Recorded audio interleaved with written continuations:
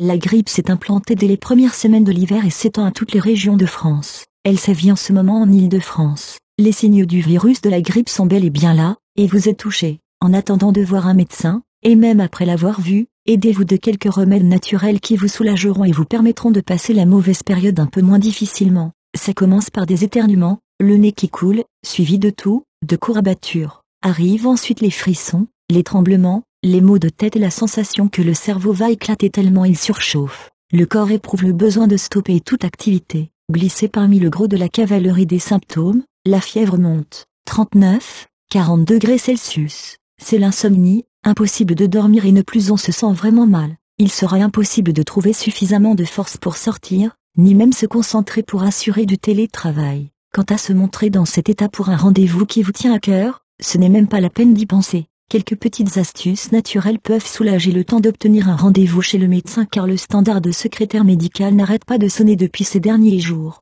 Seul le médecin pourra diagnostiquer la maladie. Quand les premiers frissons arrivent, mettez-vous au lit dans une chambre qui ne doit pas être trop chauffée, 19 à 20 degrés maximum, mettez un gant humide sur votre front, cela soulagera de la fièvre. Il est aussi important de vous hydrater avec de l'eau et des tisanes, infusion à la camomille, au thym ou au citron avec du miel et de la cannelle, un analgésique naturel antibactérien, désinfectant naturel. Côté hydratation, si l'appétit a disparu, une soupe sera sans doute la bienvenue. Le jus de citron riche en vitamine C est un super antiseptique qui renforce les défenses du système immunitaire. Buvez le jus d'un citron dans un verre d'eau plutôt fraîche car le chaud vanille et les précieuses vitamines. Le curcuma, antiviral, antimicrobien, antiseptique, sans doute l'un des meilleurs remèdes, va permettre de limiter l'importance des symptômes. Si vous mangez, saupoudrez 1-2 cuillerées à thé de curcuma en poudre sur vos plats. Sinon, buvez 2 tasses par jour d'infusion de curcuma, dans une tasse, versez de l'eau bouillante sur une cuillerée de poudre de curcuma, laissez infuser durant 10 à 15 minutes puis filtrez et sucrez avec du miel. L'huile d'arnica, anti-inflammatoire et analgésique,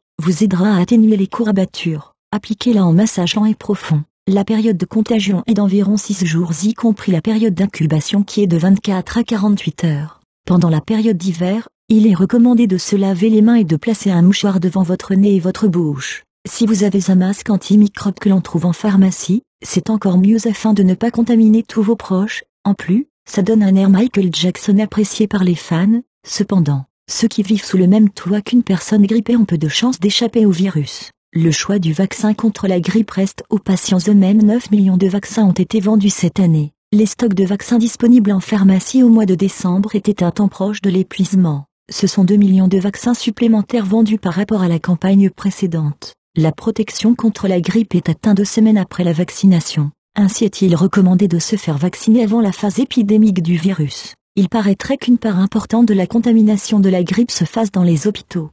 Pour suivi, abonnez-vous à notre chaîne YouTube. Et likez nos vidéos, ça nous aide à continuer.